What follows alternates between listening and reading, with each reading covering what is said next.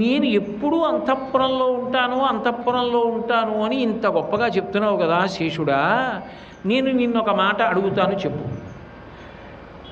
మార్జాలం ఉంటుంది పిల్లి, పిల్లి ఎక్కడ తిరుగుతూ ఉంటుంది? ఇళ్లలోనే తిరుగుతూ ఉంటుంది. కానీ ఇభస్తేభ సమోనహి, ఆ ఏనుగు ఉంటుంది, ఏనుగు ఇంట్లోకి రాదు ఎప్పుడు, ఏనుగు ఎప్పుడు బయట నిలబడి ఉంటుంది. ఏనుగు బయట నిలబడింది కాబట్టి తక్కువ, పిల్లి ఇంట్లో తిరిగింది కాబట్టి ఎక్కువ అంటారా? అలా అనడం కుదురుతుందా అని అడిగాడు. ఇప్పుడు ఆయనకి ఎంత కోపం వస్తుంది ఈ మాటకి? ఆయనకి ఎక్కడ లేని ఆగ్రహం వచ్చింది. పైగా అక్కడతో ఊరుకోలేదు. ఊరుకోకుండా చురకలు అంటించడం అనేటటువంటివి, అది కూడా ఒక ప్రజ్ఞ. అంత అందంగా ఉద్వేగపడిపోకుండా మాట్లాడగలగడం, నిభాయించుకు నిలబడగలగడం ఒక ప్రజ్ఞ. కలియబడిపోవడం కాకుండా అంత సూక్ష్మంగా అంత చక్కగా మాట్లాడగలగడం అందరికీ వచ్చే ప్రజ్ఞ కాదు. అది కూడా ఒక తపఫలితమేనేమో. కాబట్టి ఆయన అన్నాడు, శేనీ రత్నపర్యంకే రాజానమపి సేవతే. రాజుకి కొడుకుంటాడు యువరాజు. ఎక్కడో సామంతరాజు ఎవరో స్వాతంత్ర్యం ప్రకటించాడు. రాజు తన కొడుకుని యువరాజుని పిలిచి, ఒరే వెళ్ళి వాడిని ఓడించి సరి అయిన సామంతరాజు దొరికే వరకు నువ్వే రాజ్యం చెయ్యి అన్నాడు. ఇప్పుడు కొడుకు ఎక్కడో దూరంగా ఉన్న సామంతరాజ్యానికి వెళ్ళి సామంతరాజుతో యుద్ధం చేసి ఓడించి తండ్రి గారు ఫలానా వాణ్ణి అధికారంలో కూర్చోబెట్టని చెప్పే వరకు అక్కడే ఉండి రాజ్యం చేస్తున్నాడు. ఒక సేవకుడు రాజుగారు పడుకున్నప్పుడు అంతఃపురంలోకి వచ్చాడు. రాజుగారు పెద్ద రత్నపర్యంకం, మంచి రత్నాలతో కూడిన దుప్పటి వేసిన మెత్తటి పరుపు మీద పడుకున్నాడు. కాళ్ళు పట్టరా అన్నాడు. ఆయన అటువైపు పడుకున్నాడు. రాజా నా చేతులు పొట్టి ఇటు దొల్లండి అనలేడు కదా. అందుకని ఆయన ఏం చేశాడంటే, ఆయన కాళ్ళు పట్టాలి కాబట్టి ఈయన కూడా పర్యంక మీద ఎక్కి కూర్చున్నాడు. రాజుగారు పడుకునేటటువంటి మంచం మీద పరుపు మీద ఎక్కి కూర్చోవడం అంటే మాటలేంటి? అది ఎవరికి చెల్లుతుంది? అంత చొరవ అందరికీ ఉండదు కదా. రాజుగారి మంచం మీద ఉన్న పరుపు మీద ఎక్కి కూర్చుని రాజుగారి కాళ్ళు పడుతున్నాడు. రాజుగారి కొడుకు ఎక్కడో దూరంగా ఒక సామంతరాజుని ఓడించి రాజ్యం చేస్తున్నాడు.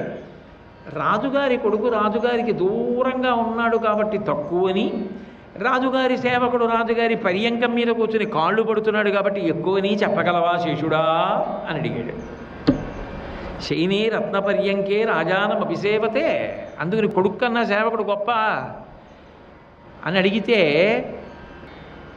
సహజంగా శేషుడికి ఆగ్రహం వస్తుంది కదా. సర్వజ్ఞుడైనటువంటి శ్రీమన్నారాయణుడు అంతఃపురం లోపల ఉన్నట్టుగా ఉన్నా ఎక్కడేం జరుగుతోందో ఆయనకి తెలీదా? ఆయన గబగబా బయలుదేరి యువతలకు వచ్చాడు. ఈయన లోపలికి వెళ్ళలేదు, శేషుడేమీ చెప్పలేదు, ఆయనే బయటికి వచ్చాడు.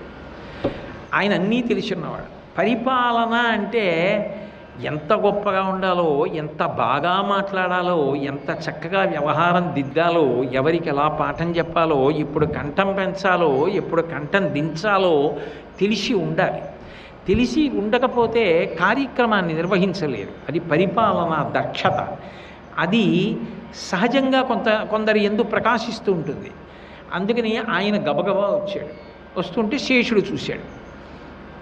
ఆయన ఏమి ముఖ్య ప్రాణుడా, ఈయన మీద ఎందుకు అరుస్తున్నావు ఈ శేషుడి మీద అన్నాడు. అంటే వాయువేం చెప్పలేదు.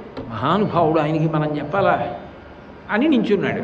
శేషుడు, అయ్యా నేను మీ యొక్క భక్తులందరిలోకి బలంలో, జ్ఞానంలో, వైరాగ్యంలో నేనే గొప్పవాడిని.